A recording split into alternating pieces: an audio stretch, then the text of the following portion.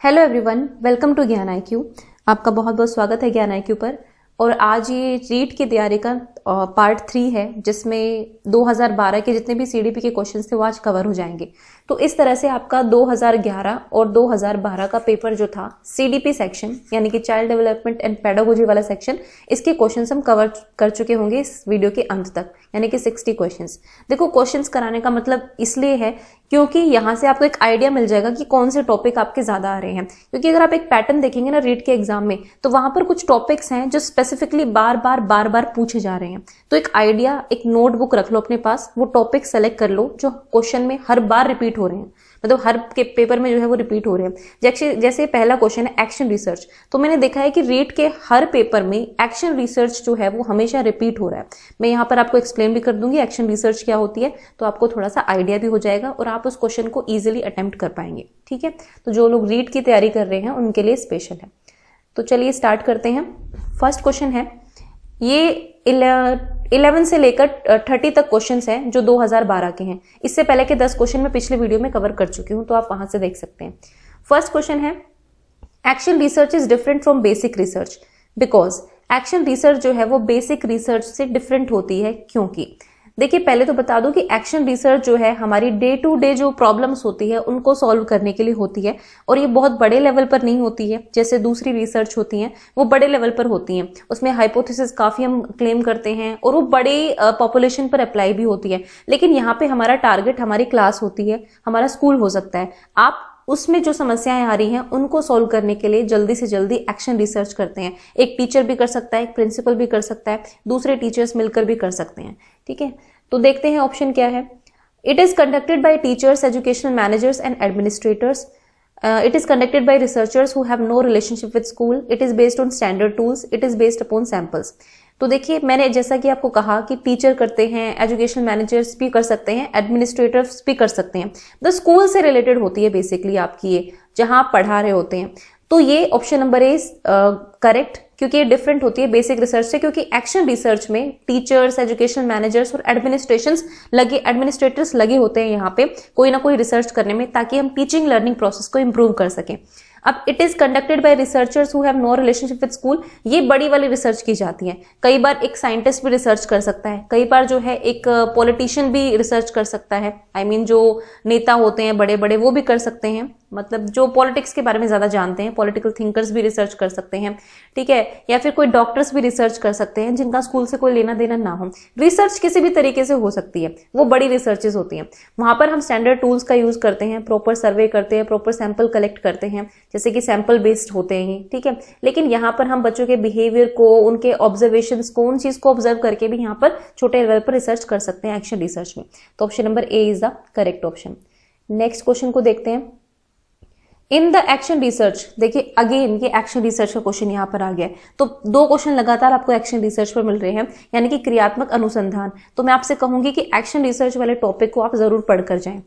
तो एक्शन क्या होता है? Hypothesis are formulated on the basis of causes of the problems. जो हम परिकल्पनाएं बनाते हैं या फिर उपकल्पनाएं भी इनको बनाते हैं, इनका निर्माण जो है समस्याओं के आधार पर करते हैं।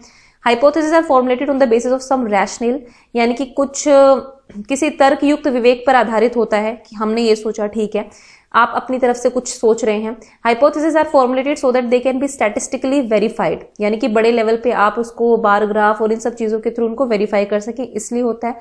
हाइपोथेसिस आर नॉट फॉर्मुलेटेड, या फिर हाइपोथेसिस बनाई ही नहीं जाती हैं। तो देखिए, हाइपोथेसिस बनाई जाती है हर तरह की रिसर्च में। हम पहले से कुछ ना कुछ प्रॉब्लम्स को लेकर सॉल्यूशंस के बारे में सोचते हैं, तो ये आएगा यहाँ पर ऑप्शन नंबर ए। क्योंकि एक्शन रिसर्च में हमारी प्रॉब्लम्स मेन होती हैं, हमारे सामने क्या समस्या आ रही है। एक सिंपल एग्जांपल देती हूँ। सपोज आपके क्लास में बहुत सारे बच्चे हैं और वो मैप रीडिंग नहीं कर पा रहे हैं, है ना, आपने बहुत सिखाया बट मैप रीडिंग नहीं कर पा रहे हैं। तो आप यहाँ पे प्रॉब्लम क्या है कि मैप रीडिंग में समस्याएं आ रही हैं। उसके बेसिस पे आप हाइपोथेसिस बना सकते हैं कि हम ऐसा करेंगे तो ऐसे हो सकता है, ऐसा करेंगे तो ऐसा हो सकते हैं। तो जो कारण है उसके ऊपर यहाँ पर हाइपोथेसिस जो है फॉर्मुलेट की जाती है। अब रैशनल, किसी विवेक पर आधारित, ये अगेन जो हम बेसिक रिसर्च करते हैं उस पर होता है। स्टैटिस्टिकली भी उनको ही वेरीफाई किया जाता है। यहाँ पे कहीं आप बार ग्राफ, पाई चार्ट के थ्रू ऐसे रिसर्च नहीं करते हैं एक्शन रिसर्च में। ठीक है, और हाइपोथेसिस तो हर तरह की रिसर्च में बनाई जाती है। तो option number A is the correct option. Next है इन नेशनल करिकुलम फ्रेमवर्क 2005, एनसीएफ से भी बहुत क्वेश्चंस आते हैं, तो मैं एनसीएफ की सीरीज लगातार डाल ही रही हूँ, मतलब अभी कुछ रुकी हुई है लेकिन उसको भी अब मैं कंटिन्यू करूंगी, तो आप एनसीएफ जो है पूरा प्लेलिस्ट में जाकर देख सकते हैं, उसको समझना है डीप में। तो multilingualism is advocated to be used as a resource because, देखिए बहुभाषितावाद ये है कि आपकी कक्षा में जो बहुत सारे बच्चे हैं वो डिफरेंट डिफरेंट लैंग्वेज का यूज कर रहे हैं, हो सकता है किसी की पंजाबी लैंग्वेज भी हो, किसी की हिंदी हो, किसी की उर्दू हो, कुछ भी। तो यानी कि आपकी बहुभाषिक क्लास है, यहाँ पर जो है आप इसको एज अ रिसोर्स लेंगे, इसको चैलेंज भी ले सकते हैं लेकिन इसको प्रॉब्लम नहीं समझेंगे। टीचर के लिए ऑब्वियसली चैलेंज तो होता है लेकिन वो एक रिसोर्स के रूप में काम करता है, ये कहता है एनसीएफ। तो क्यों कहता है एनसीएफ ऐसा, ये आपको बताना है। It is a way of ensuring that every child feel safe, ये बस एक तरह का तरीका है जिसमें हम ये कोशिश करते हैं कि हर बालक जो है सुरक्षित महसूस करे। No one is left behind on account of linguistic background, या फिर किसी का भी लिंग्विस्टिक बैकग्राउंड जो भी हो, कोई भी पीछे नहीं रहना चाहिए। अगर आपकी क्लासरूम में इंग्लिश ज्यादा बोली जा रही है लेकिन हिंदी स्पीकिंग बच्चे जो हैं उनको अगर आप बिल्कुल ये कर देंगे कि नहीं इस लैंग्वेज को इंपॉर्टेंस ही नहीं देंगे, तो इससे क्या होगा कि बच्चे जो हैं थोड़े से पीछे रह सकते हैं और उनको ऐसा लगे कि नहीं भी हमारा यहाँ पर हमारे माहौल वाला तो कुछ हो ही नहीं रहा है, तो वो सेफ फील नहीं करते हैं। तो फर्स्ट भी ठीक है, सेकंड भी ठीक है। It will encourage children to believe in themselves, बिल्कुल करेगा। और इस पर बहुत क्वेश्चन बनते हैं, रीट में नहीं बनते, इससे क्वेश्चन जो है आपके केवीएस और DSSS में बन जाते हैं, ये इसके ऊपर ही मल्टीलिंग्वालिज्म के ऊपर। तो यहाँ पर ऑल ऑफ दीज इसका करेक्ट आंसर होगा। नेक्स्ट क्वेश्चन को देखते हैं। Which of the following is not appropriate to understand science at upper primary stage? तो इनमें से कौन सी जो है चीज अप्रोप्रिएट नहीं है साइंस को अपर प्राइमरी स्टेज पे समझने के लिए? तो यहाँ पर ऑप्शंस हैं, observing things and recording observations, मतलब वस्तुओं का परीक्षण करना और अवलोकन को रिकॉर्ड करना, प्लॉटिंग ग्राफ्स वगैरह बनाना, या फिर उसके बाद है आपका hands on experience, learn the subject through abstraction. तो देखो जब हम साइंस की बात करते हैं, अपर प्राइमरी की बात हो रही है यहाँ पर, बेसिकली 6 to 8 की बात हो रही है, तो ऑब्वियसली आप ऑब्जर्वेशन तो बहुत जरूरी होती है जब आप कुछ रिकॉर्ड करते हैं, साइंटिफिक स्टडी करते हैं, ग्राफ्स भी बनाने पड़ते हैं आपको, हैंड्स ऑफ एक्सपीरियंस भी देना पड़ता है, एक्सपेरिमेंट्स आप कर करके देखते हैं।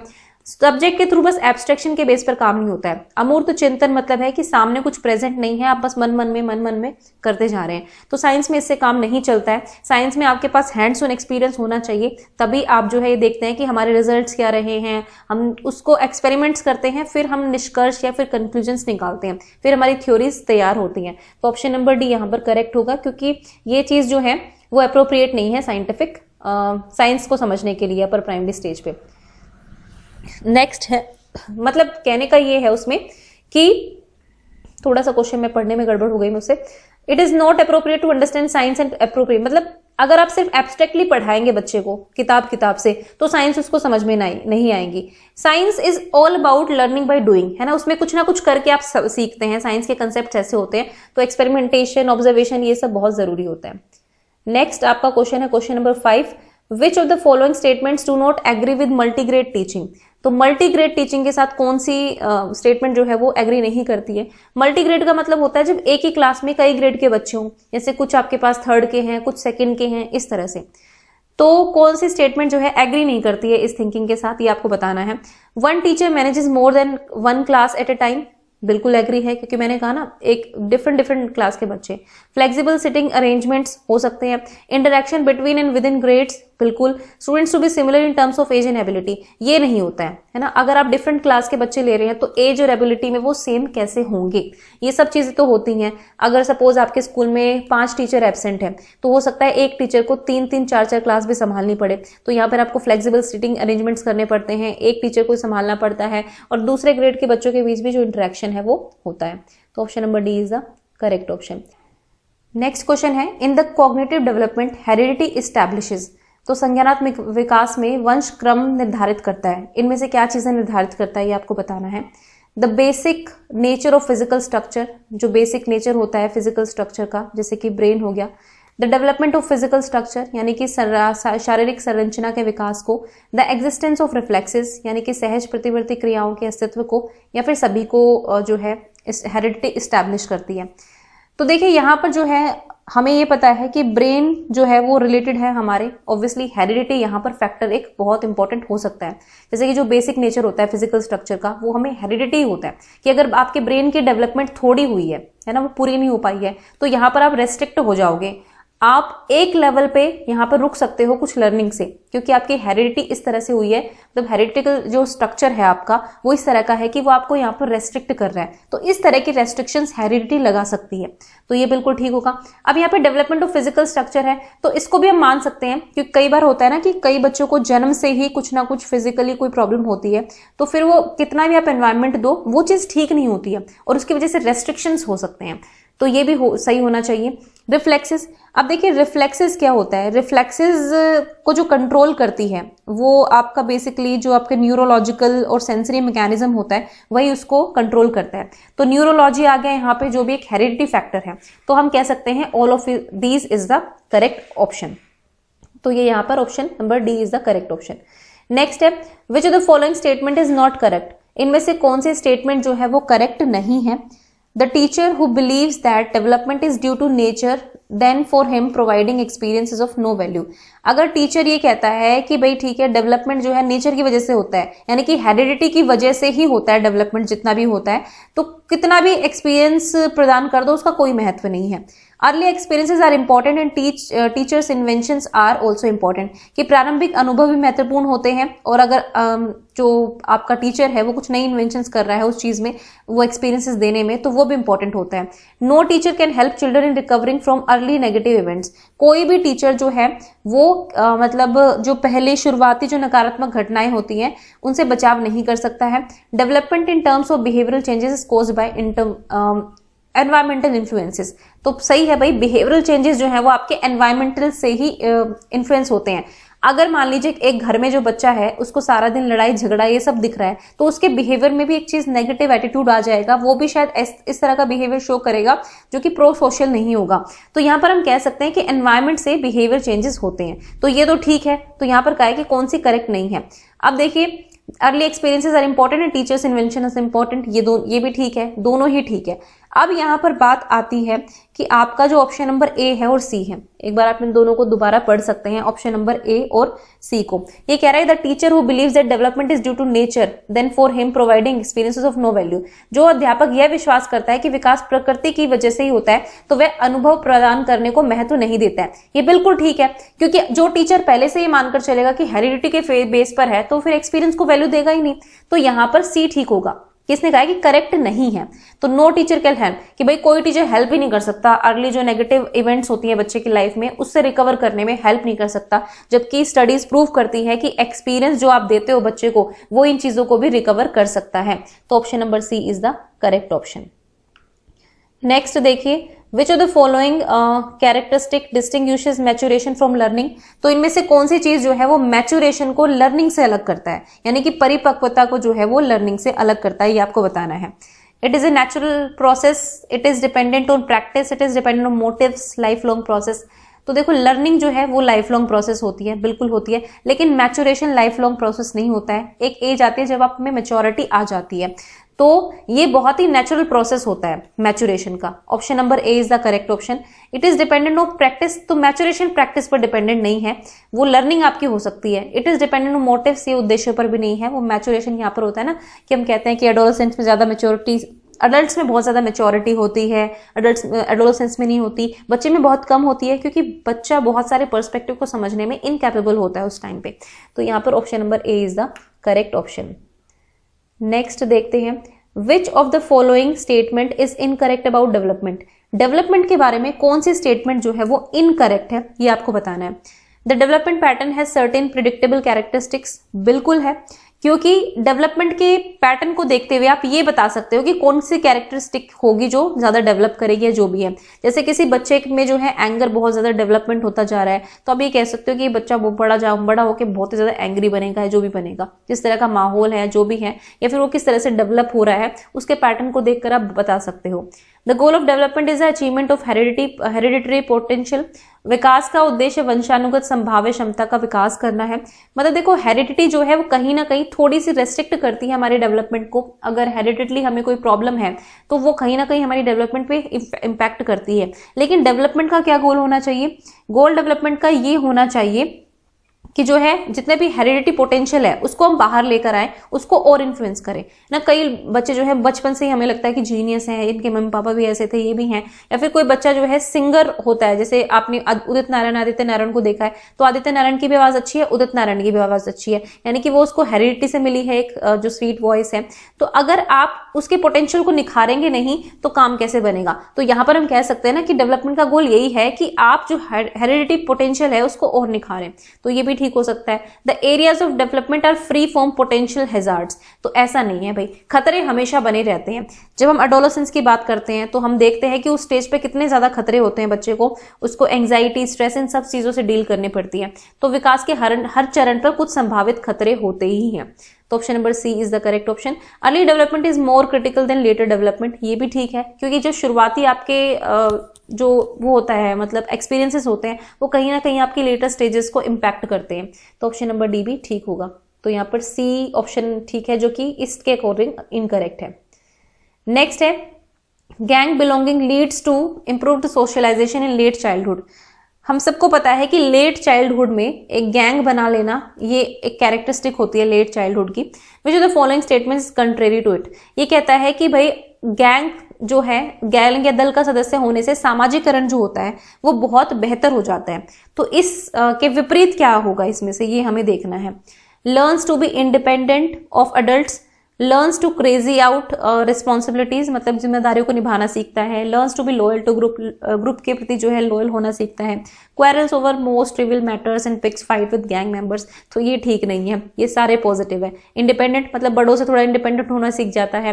रिस्पॉन्सिबिलिटीज जो है गैंग की रिस्पॉन्सिबिलिटीज होती है ना, वो स्पोर्ट्स खेलते हैं, गेम्स खेलते हैं, टोलियां बनाकर कुछ भी काम करते हैं, तो वहां पर एक सेंस ऑफ रिस्पॉन्सिबिलिटी डेवलप होनी स्टार्ट हो जाती है। वो लॉयल भी होना सीखते हैं अपने ग्रुप के प्रति। लेकिन ये नहीं है कि भाई इसका अगर ऑपोजिट कहें, सोशलाइजेशन का इसका अपोजिट कहें, तो ये झगड़ा करेगा, तो वहां पे मतलब उसका इंप्रूव्ड सोशलाइजेशन कैसे कहेंगे।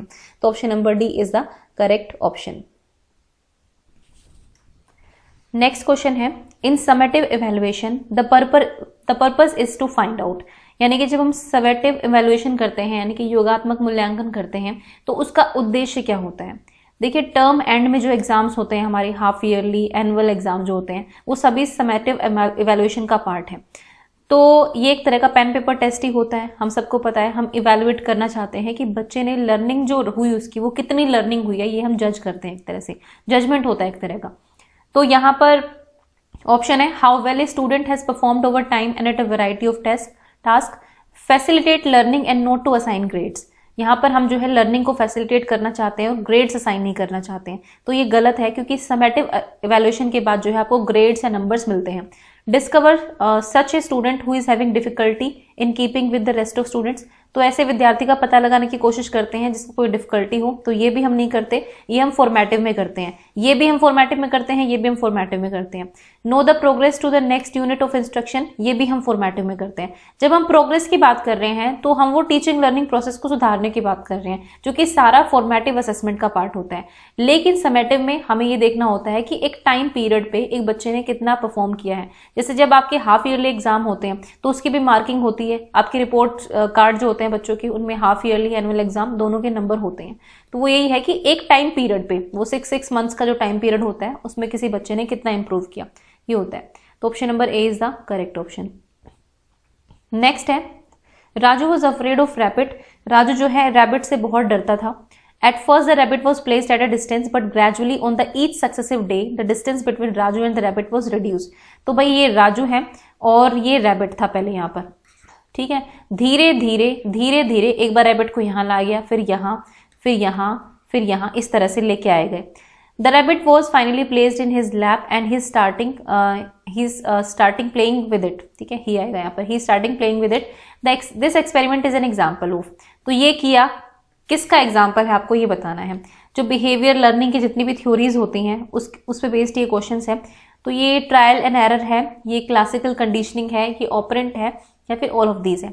तो देखिए, ये ट्रायल एंड एरर नहीं है, यहाँ पर हम कुछ ट्राई करके फिर से गलती वाला काम नहीं कर रहे हैं। क्योंकि जो ट्रायल एंड एरर है, ये वैसे तो ये थॉर्नडाइक ने दी थी और ये बिहेवियरिस्ट से थोड़ा सा अलग थे, ठीक है, ये बिहेवियरिस्ट नहीं थे, ये थोड़ा अलग थे उनसे।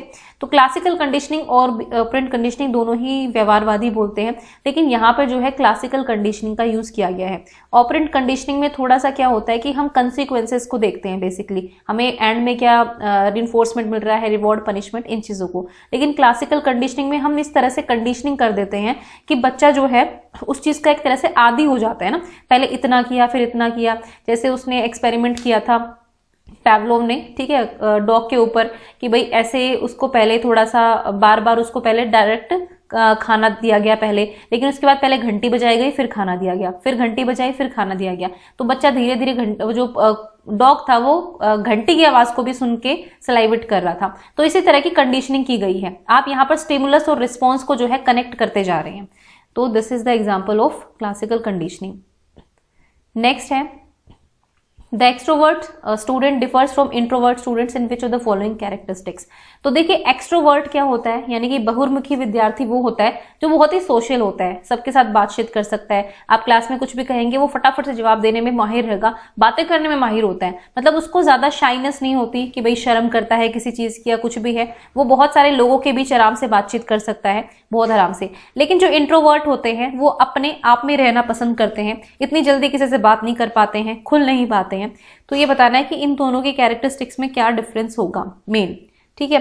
तो यहाँ पर ऑप्शन है strong feelings, likes and dislikes, expresses feeling externally instead of suffering internally, absorbs in his own intellectual pursuits, better in writing than speaking. तो ये कोई वो नहीं है, अपने खुद के ख्यालों में खोया रहे, ये भी नहीं है।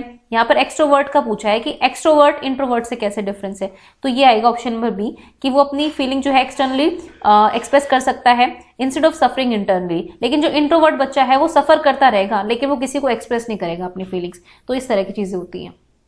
तो option number B is the correct option. अब चलते हैं क्वेश्चन नंबर 14 के ऊपर। Which of the following statement is not true about intelligence. तो इनमें से कौन सी जो है इंटेलिजेंस के बारे में सही नहीं है, वो आपको बतानी है। It is a mental capacity of an individual, बिल्कुल करेक्ट है। It helps in adaptation, it is judged in terms of the quality of behaviour, it is permanent and unchanging characteristic. ये परमानेंट होती है और अनचेंजिंग होती है। It is judged in terms of quality of behaviour, मतलब व्यवहार की गुणवत्ता से आकी जाती है।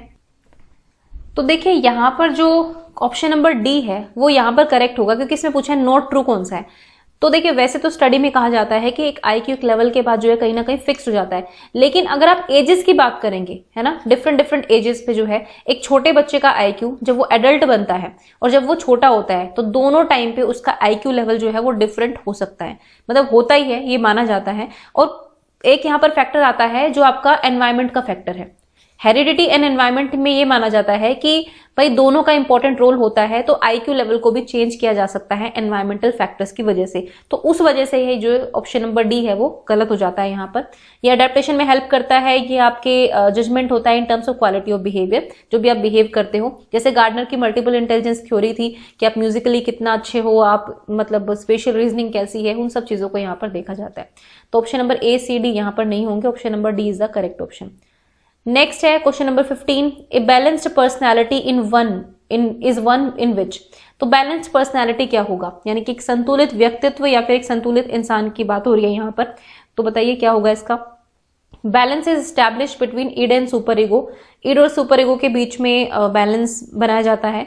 Balance is establish between id and ego. तो देखिए यहाँ पे फ्राइड की थ्योरी यूज हुई है, ठीक है, साइको एनालिटिकल थ्योरी है फ्राइड की, उसके बारे में बात की गई है। Balance is establish between ego and super ego. Ego और सुपर ईगो के बारे में बताया जाता है, या फिर सुपर ईगो इज मेंटेन्ड, या फिर सुपर ईगो जो है वो मजबूत अहम को बनाया जाता है। तो देखिए अब फ्राइड जो है वो तीन चीज की बात करते हैं, id, ego and super ego. तो ये जो है बिल्कुल प्लेजरेबल प्रिंसिपल पर काम करती है, यानी कि जहां से खुशी मिलेगी वो काम करो। ईगो जो है वो रियलिटी प्रिंसिपल पर काम करती है, ये देखती है कि खुशी मिल पाएगी कि नहीं मिल पाएगी, और मिल पाएगी एक्चुअल वर्ल्ड में तो ये दिलवाती है ईगो। लेकिन सुपर ईगो कहती है कि आप एक मोरल और एथिकल सेंस रखिए, क्या ये सही है गलत है, इस हिसाब से। तो अगर आप सुपर ईगो को आप मेंटेन कर लेंगे तो आप एक बैलेंस पर्सनैलिटी हो सकते हैं। ईड और सुपर ईगो के बीच बैलेंस का सिचुएशन नहीं होती है, वो ईगो होता है जो बैलेंस बनाता है ईड और सुपर ईगो के बीच में, ठीक है। या फिर इड और ईगो के बीच में भी कोई बैलेंस वाली वो नहीं होती है, ईगो और सुपर ईगो के बीच में बैलेंस वाली चीज नहीं होती है। यहां पर जो सुपर ईगो है वो अगर आपकी मेंटेन्ड रहेगी, आप उसको सस्टेन करके रख सकते हो, तो आप बैलेंस पर्सनैलिटी होगे। आप बेसिकली यहाँ पर रॉन्ग और राइट पे चले जाते हो कि क्या सही है क्या गलत है, उस हिसाब से आपकी बिहेवियर आपकी पर्सनैलिटी निखरेगी, तो वो ज्यादा बेटर होगी, वो एक बैलेंस्ड पर्सनैलिटी कहला सकती है। नेक्स्ट है which of the following strategies will work for mentally retarded children. जो मेंटली रिटार्डेड चिल्ड्रन होते हैं उनके लिए कौन सी स्ट्रेटजी जो है वो बेस्ट रहेगी, ये बताना है। एक्सप्लेन टास्क कंक्रीटली, कि आप जो है उनको टास्क मूर्त रूप में दिखाएं, यानी कि आप जो भी टास्क है उसको चीजों के माध्यम से, ऑब्जेक्ट्स के माध्यम से, एक्शंस के माध्यम से सिखाएं। Encourage students to set goals, भाई मेंटली रिटार्डेड है वो बेचारा क्या क्या गोल जो है सेट करेगा। Provide opportunity for self study, self study नहीं कर सकता उसको हेल्प चाहिए ही चाहिए आपकी। Seek outside resource for help, उसको मतलब सहायता के लिए बाहर से संसाधनों को प्राप्त करना, वो प्राप्त तो कर लेगा रिसोर्सेज, लेकिन क्या उसके बेस पे बढ़ पाएगा। तो कोशिश यहाँ पर ये करनी है कि आपको टास्क जो है कंक्रीटली एक्सप्लेन करना पड़ेगा उसको, आप खुद उसको एक्सप्लेन करेंगे, समझाएंगे ऑब्जेक्ट्स के थ्रू, तो वो सीख जाएगा। जैसे सिंपल एडिशन है, हम बच्चों को सिखाते हैं ठीक है 3, 13 और 5 को प्लस कर लो ऐसे सिंपली, तो बच्चे कर देंगे। जब एक मेंटली रिटार्डेड बच्चे की बात आएगी तो वो ऐसे नहीं समझेगा। आपको यहाँ पर 13 कुछ ऑब्जेक्ट्स दिखाने पड़ेंगे, फिर 5 सेम ऑब्जेक्ट्स उसके हाथ में देने होंगे, तो बताओ इन 13 में हम इनको भी मिक्स कर देते हैं, बताओ कितने हो गए। इस तरह से चीजें आपको एक्सप्लेन करनी पड़ेगी, तब वो बच्चा जो है अपना कंसेप्ट ग्रास्प करेगा। तो option number A is the correct option. Next है आपका dance, drama and art are used for. Dance, drama और आर्ट जो है वो किसके लिए यूज होते हैं? स्पेसिफिक ट्रेट्स के लिए, moulding personality, an outlet for blocked and intolerable drives, दबी और बर्दाश्त नहीं की जा सकने वाली अंतरोध के प्रगटीकरण हेतु भी किया जाता है, या फिर ऑल ऑफ दीज। तो देखिए ये सब चीजों के लिए यूज किया जाता है। यहाँ पर ये जो थर्ड में अगर आपको कंफ्यूजन हो रहा है, तो जब हमें गुस्सा आता है, हम किसी को मतलब ठीक है आपके ऊपर कुछ टॉर्चर हो रहा है, मेंटल हो रहा है, जो भी हो रहा है, तो आप अपनी उस एनर्जी को कहीं ना कहीं डांस के थ्रू, ड्रामा के थ्रू, आर्ट के थ्रू भी निकाल सकते हैं। मतलब आप कोशिश करते हैं कि उस दर्द को आप छुपाएं, इन चीजों के थ्रू आप इसमें बिजी करें, तो वो वाली चीजें होती हैं। ठीक है, पर्सनैलिटी व्यक्तित्व को ढालने के लिए भी होता ही है, और विशिष्ट गुणों के विकास के लिए तो होता ही है। तो all of these is the correct option. Option number D is the correct option. Next question देखते हैं। क्वेश्चन नंबर है 18। Difficulty in learning to read, spell and calculate, normal intelligence and good adaptive functions are characteristics of. मतलब difficulty होती है reading करने में, spelling करने में, कैलकुलेट करने में, नॉर्मल इंटेलिजेंस में और गुड अडेप्टिव फंक्शंस में। तो ये किसकी कैरेक्टरिस्टिक्स है ये हमें बताना है। तो स्लो लर्नर की है, नॉर्मल या एवरेज बच्चों की है, मेंटली रिटार्डेड की है, या फिर ये लर्निंग डिसेबल्ड चिल्ड्रन। जिनको लर्निंग डिफिकल्टी होती है वो होते हैं लर्निंग डिसेबल्ड चिल्ड्रन। यानी कि लर्निंग स्पेसिफिक लर्निंग डिसेबिलिटीज भी यहाँ पर आ सकती हैं। किसी को कैलकुलेशन में दिक्कत होती है, डिसकैलकुलिया होती है, डिसलेक्सिया होती है, ये सारी स्पेसिफिक लर्निंग डिसेबिलिटीज होती है। तो option number D is the correct option. Next देखते हैं question number 19। Difficulty in making the difference between F and V sound. देखिए इस क्वेश्चन में क्या है कि फ और व, म और न, इन अक्षरों की ध्वनि में अंतर नहीं कर पा रहा बच्चा। म न ये समझ नहीं पा रहा, फ व नहीं समझ पा रहा। तो अधिगम की समस्या क्या है? तो अटेंशन है, मेमोरी है, परसेप्शन है, या फिर ऑल ऑफ दीज। अटेंशन मतलब जब किसी चीज पर आप ध्यान केंद्रित करते हो, तो यहाँ पर ये समस्या नहीं है। मेमोरी की भी समस्या नहीं है, यहाँ पर समस्या है परसेप्शन की। परसेप्शन का मतलब होता है आप किसी चीज को किस तरह से नोटिस करते हो, किस तरह से उसको समझते हो, अंडरस्टैंड कैसे करते हो, या उसको नोटिस में कैसे लेकर आते हो, उस पर ध्यान कैसे देते हो, ये सारी चीजें इन्वॉल्व होती है। तो ये हो जाता है आपका परसेप्शन।